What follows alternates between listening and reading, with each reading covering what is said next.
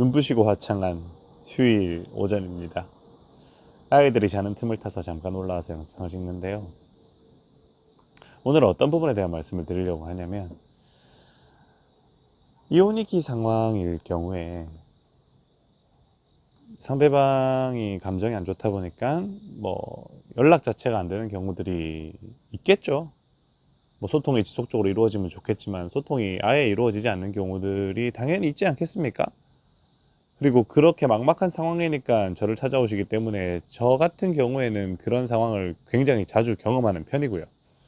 자, 그러면 소통이 안 되는 상태에서 오면 가장 먼저 하는 일은 이 소통 창구를 열어가는 일을 하거든요. 근데 이 소통 창구를 열어가는 일을 할 때 상대방한테 메시지나 어쨌든 나를 노출할 수 있는 그런 내용들을 프로필 사진을 통해서든 상대방한테 메시지를 공유를 해서든 지속적으로 누적시키는 작업을 해요. 그러면 그런 누적시키는 작업을 할 때 상대방에게 반응이 나오는 경우도 있지만 반응이 안 나오는 경우도 그만큼 많죠. 그러면 그 반응이 안 나오는 경우 중에서 상대방이 내 메시지조차도 확인을 하지 않는 경우들이 있잖아요.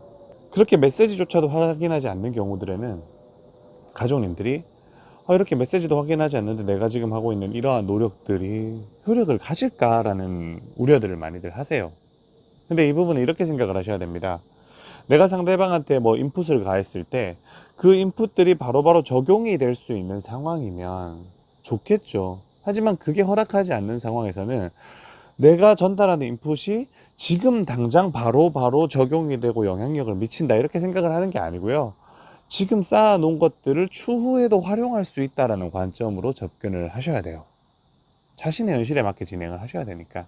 그리고 실제로 상대방이 메시지를 확인을 하든 확인하지 않든 저한테 점검받고 상대방한테 메시지들을 누적을 시켜놔라라고 계속 말씀을 드리고 요청을 드려요. 그리고 가족님들은 그걸 부지런히 해주셨으면 좋겠고요. 그러면 상대방이 확인을 하든 당장 확인을 하든 확인을 하지 않든 저는 상대방에게 추후에 이 쌓아놓은 메시지들이 영향을 미칠 수 있는 방향으로도 고려를 하고 메시지들을 작성을 해드리는 거죠.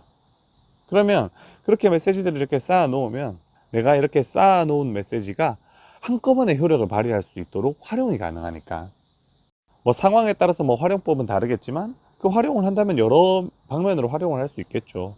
이를테면 법적인 대응을 할 때 내가 뭔가 유리한 증거를 마련한다라는 차원에서도 의미를 가질 수 있겠고요. 그 다음에 상대방에게 너는 그동안 확인을 하고 있지 않았지만 나는 너에게 지속적으로 이러한 액션들을 취하고 있었어. 나는 그냥 손 놓고 있었던 건 아니야 라는 사실을 어필을 할 수도 있을 거고요. 그리고 그 쌓아놓은 기간들이 짧지 않고 좀 길다 라고 한다면 나는 이 정도로 일관성 있는 마음들을 견고하게 유지를 하고 있기 때문에 나의 이러한 마음들은 쉽게 바뀌지 않을 거야 라는 부분도 간접적으로 어필을 할 수 있을 것이고, 그리고 그 쌓아놨던 메시지들을 추후에 상대방과 소통 창구들이 열렸을 때 이것들을 이제 공유를 해주는 방식으로 해서 한꺼번에 이런 파급력들을 상대방한테 이제 전달을 하는 것도 가능해지니까.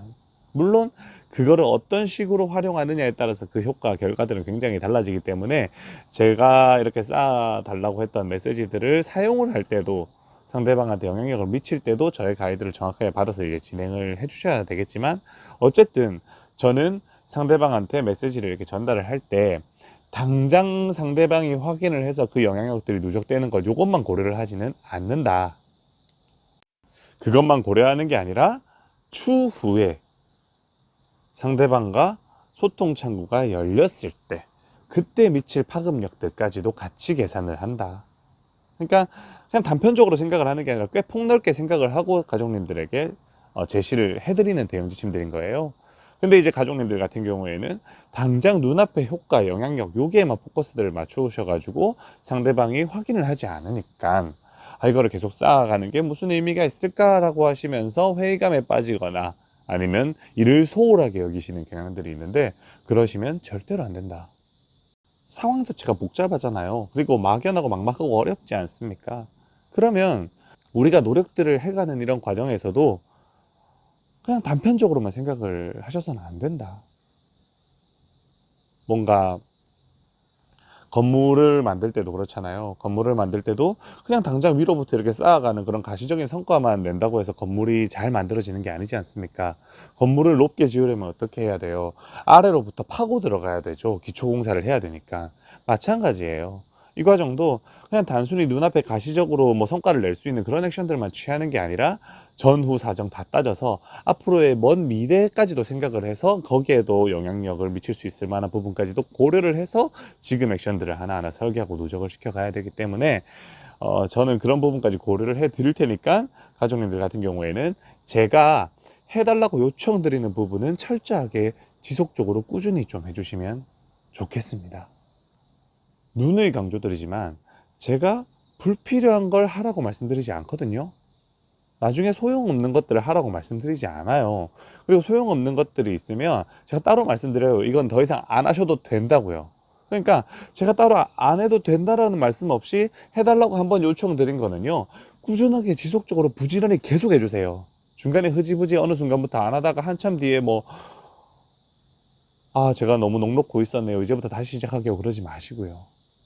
나는 내가 하는 노력들은 모두 상황의 영향력으로 남고 사용될 수 있다. 이 사실을 항상 기억해 주세요. 쓸모없는 노력은 없습니다. 아시겠죠?